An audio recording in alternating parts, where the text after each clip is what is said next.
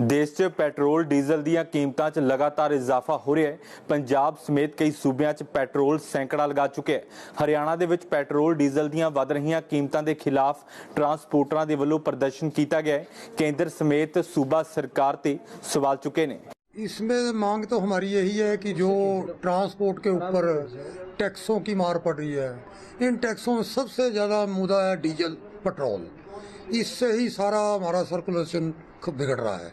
एक तो ये कम किया जाए और उसके बाद जो अपना ये एक पासिंग वाला है जो बताया है, धर्मवीर जी ने बताया है, इसमें गाड़ी एक बार पास नहीं होती, उसमें बड़ा खर्चा पड़ जाता है 4-5 हज़ार जगह, ये बड़ी प्रॉब्लम होती है। और जैसे कोरोना से मार्केट में प्रोडक्शन कम हुआ, गाड़ियां वैसे ही खड़ी हैं, वैसे मार पड़ रही है, टैक्स बढ़ रहे हैं। अब गवर्नमेंट ट्रांसपोर्ट में जो एम्प्लॉइज़ हैं वो बेचारा उनका घर तभी चल जाएगा अगर ट्रांसपोर्टर उनको पे देगा, वो पे हमको देनी पड़ रही है। इधर हमारा काम नहीं है, तो हमें इतनी मुश्किल आ रही है कि ट्रांसपोर्ट चलाएं या बंद करें। हम इस कगार पे खड़े हैं। पहले के मुकाबले कितना असर पड़ा है डेली रूटीन? बहुत असर पड़ा है जी। 1-1.5 साल से तो ये हमारी इंडस्ट्री बंद होने के कगार पे है। कुछ पारिवारिक दिक्कतें भी सामने आई। पारिवारिक दिक्कतें भी हैं, जब अपना अब कोरोना से बीमारी बढ़ रही है और चीज़ बढ़ रही हैं, खर्चे नहीं हैं तो इनकम है नहीं, खर्चे बढ़ रहे हैं। ये पारिवारिक में भी है, हर बंदा टेंशन में है, हर बंदा टेंशन में। उससे बंदे को अब हेल्थ पे भी असर पड़ता है आदमी का, नेचुरली है। अब 35-40 साल के अटैक हो रहे हैं, तो ये सारा ही काम बिगड़ा हुआ है इस चीज़ से। क्या मांग करते हैं? मांग यही है कि ये गवर्नमेंट डीजल ले आए नीचे, और इसके साथ जुड़ा हुआ ये किसानों का भी मामला है। अगर ये किसानों का, ये डीजल का, ये ट्रांसपोर्ट का सहारा हुए तो अर्थव्यवस्था अपने आप ठीक हो जाएगी और ये सारी अपने अपने काम लग जाएंगे, सारी टेंशन खत्म हो जाएगी। गवर्नमेंट को ये दोनों मुद्दे ही एक साथ लेने चाहिए। हमारा मेन मुद्दा है पेट्रोल और डीजल की जो कीमत बढ़े हैं उनके ऊपर जो इंडिया गवर्नमेंट हमारे साथ अन्याय कर रही है वो हमारा मेन मुद्दा है। इसके अंदर हमारी गाड़ियाँ चल नहीं सकती इस पेट्रोल डीजल की कीमत बढ़ी हुई में, नहीं हम किस्त भरने के लायक रहे। टोल टैक्स और क्या नाम हमारे रोड टैक्स इतने बढ़ गए हमारे ऊपर, हम किसी तरीके से काम नहीं कर पा रहे। सरकार ने इस इंडस्ट्रीज को फैल करने का ठेका ले लिया। और ऑल इंडिया मोटर ट्रांसपोर्ट के हमारे माननीय कुलतरण जी हमारे प्रधान अटवाल जी, वो उनके पूरे आदेश के ऊपर लगा लो पूरे इंडिया के अंदर हमने ये आज के दिन काला दिवस मनाया। आज के दिन हमारे सब बाहर देखो ट्रांसपोर्टर में भी काले झंडे लगे हुए हैं, गाड़ियों पे भी, और क्या नाम हमने अपने हाथों पर काली पट्टी बांधी थी और झंडे लेके हम सारे के सारे हमने जाके न वहाँ पे हमने ज्ञापन दे के आए प्रधानमंत्री के नाम और क्या नाम वित्त मंत्री के नाम और ट्रांसपोर्ट मंत्री के नाम और मुख्यमंत्री के नाम। एक सबसे बड़ी समस्या हरियाणा की है, ये तो इंडिया लेवल की है। हमारे जो पासिंग की हरियाणा के अंदर, इंडिया लेवल पे ऐसा कहीं भी ऐसा सिस्टम नहीं। इन्होंने जोनल वाइज पासिंग कर दी, 5 जोन बना दिए हरियाणा में, वहाँ पासिंग होती है। जैसे पानीपत डिस्ट्रिक्ट, सोनीपत, रोहतक, झज्जर और जींद, ये 5 डिस्ट्रिक्ट रोहतक में पासिंग होती है। एक गाड़ी का एक टाइम में जाने के लिए कम से कम 7,000 रुपये खर्चा आता है और कई बार तो गाड़ी पास भी नहीं होती है, ऐसे वापस आ जाती है। 3-3, 4-4 चक्कर मारती है, हफ्ते में एक दिन नंबर आता है। तो इस तरह ये बेरोजगारी फैलने का सरकार ने टेंडर ले लिया, देश को भूखा मराने का टेंडर ले लिया। न सीएम साहब के दिमाग में आंधी, खट्टर साहब के हमने 2-4 बार ज्ञापन भी दे लिए, स्पेशल मिल के भी देख लिया। न परिवहन मंत्री जी मूलचंद जी के दिमाग में ये बात आ रही भैया ट्रांसपोर्टर दुखी है, इनका सुख करे। मूलचंद जी तो कहते हैं मैं मुख्यमंत्री के लेवल की बात है, कोई हमारी सुनने को तैयार नहीं। आज इसीलिए हमने ज्ञापन दिया। अगर सरकार अब भी नहीं चेताई तो अगस्त के महीने में पहले हफ्ते में पूरे इंडिया लेवल के ऊपर all India motor transport Congress strike करने के लिए मजबूर होगी। जो डीजल के पेट्रोल के दाम हैं, तो आपके डेली जीवन में क्या प्रभाव पड़ा है इसका? डेली बार तो बचता ही कुछ नहीं हमारे को, तो जो होता है पंप वाला ले जाता है, चक्कर लगा के आओ हमारे खाते पड़े गाड़ियों, मेरी गाड़ी का खाता देख ले, किसी और गाड़ी का खाता देख ले, बराबर हो जाए काम।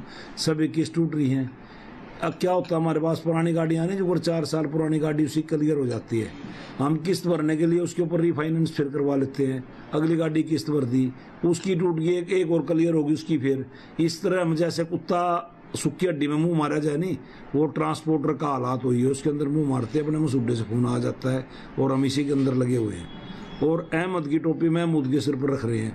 पुरानी गाड़ी पे रिफाइनेंस करवाया, नई गाड़ी किस्त भर दी। कैसे हम काम करें, क्या करें, किस स्थिति में काम करें, देश चलेगा कैसे? चल नहीं सकता। आने वाले टाइम में मोदी जी ने इतने टैक्स लगा दिए और पता नहीं कहाँ प्रधानमंत्री जी कहाँ सो जाते हैं लगा के टैक्स। हर आदमी रोड के ऊपर, आज आप देखते होगे, आप तो डेली देखते होगे, व्यापारी रोड के ऊपर है, रोज यापन दे रहा, आड़ती दे रहे, और क्या नाम है, किसान बैठे हैं आज 7 महीने से, किसी की सुनने को तैयारी नहीं। पता नहीं कैसी गूंगी बहरी सरकार आ गई, हमारी समझ से बाहर है। परिवार पे भी कोई असर पड़ा इस चीज का, पेट्रोल डीजल के दाम? परिवार पे देखो ना आप, एक आदमी 10,000 की सैलरी लेता है और वो सैलरी लेके आगे 10,000 12,000 में फैक्ट्री में काम कर रहे बेचारे, वो उनका 100 रुपया रोज पेट्रोल का खर्चा हो गया। देखो आज जागरूकता रही, टाइम ऐसा रहा है, तेल का क्या नाम, मोटरसाइकिल तो घर घर में हो रही है, आप जानते हो। आप अपने से हिसाब क्यों लगाते? अप्रैल में और आज अब तक 30 रुपए लीटर डीजल बढ़ गया। 2013-14 में जो कच्चा ऑयल होता है नहीं, उसका 106-7 रुपये लीटर का बैरल का भाव था, और उस टाइम हमारा डीजल 56 से 60 रुपये लीटर मिलता था। और आज इसका क्रूड ऑयल का भाव 70 रुपये इस टाइम आज का, कच्चा तेल जो विदेश से हमारे पास आता है, और वो हमारे को मिल रहा है इस टाइम 100 से ऊपर डीजल।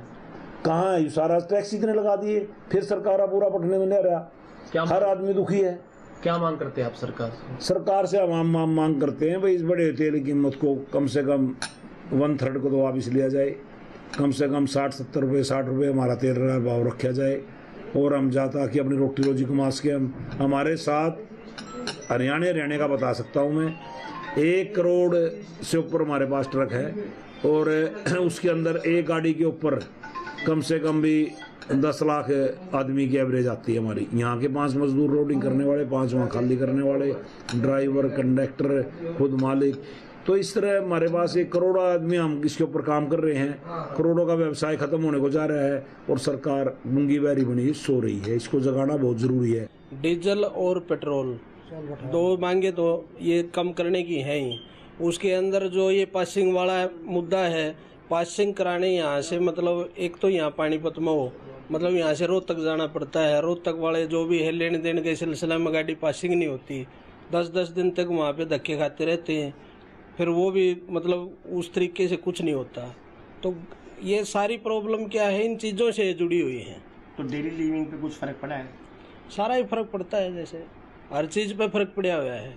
महंगाई का जो मुद्दा आता है, डीजल, अब एक आदमी कोई भी मोटरसाइकिल में तेल डलवाता है, पहले तो 2 लीटर में जो है इतना टाइम चल जाता था, अब तो कोई लीटर ही नहीं आता। जैसे उस तरीके से 100 रुपये होने से तो कोई काम नहीं चलता।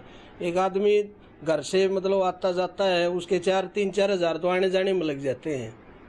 आपका जैसे ट्रांसपोर्ट का काम है, हाँ जी, पहले कितने का डीजल लगता था गाड़ियों में, कितने का लगता है? क्या बचत कम हुई है? बचत फिलहाल तो कोई बचत नहीं है जी। पहले तो 5-10 हज़ार रुपये गाड़ी के जैसे बची जाते थे। इस टाइम तो 1-1.5 साल से तो वही बात है, गाड़ियों की सबकी किस्त टूटी हुई है, और कोई मतलब बचत वाला काम नहीं है। ट्रांसपोर्ट तो इस तरीके से है ना, आने वाले टाइम में तो बंद करनी पड़ेंगी। और ये तो क्या है कि सरकार इस तरीके से चलती रही तो ये तो कोई दिन दूर नहीं है जब देश गुलाम हो जाएगा इस तरीके।